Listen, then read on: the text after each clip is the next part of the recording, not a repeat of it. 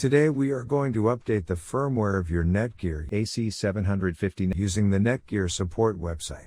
First, all you need to do is turn your Netgear Range Extender switch on. Go to your laptop or PC and visit mywifix.net.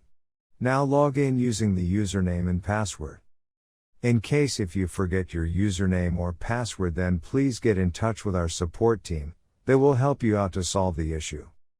Once you are logged in successfully, the extender will automatically check for a new firmware update available and then click on the firmware update link. Click Yes to download and install the new firmware. Be patient as the process might take a couple of minutes depending on your network speed. Once finishes, the extender will reboot itself and all your devices will be disconnected. Connect your device and enjoy the extended network. Return to my Wi-Fi EXT website and log in to make sure everything is working fine. In case if you are still facing any issue with your Netgear Range Extender device, get in touch with our Netgear Range Extender experts for instant solutions. Thanks for watching our video, and do not forget to like, share, and comment on the video, so that you never miss any video from our channel.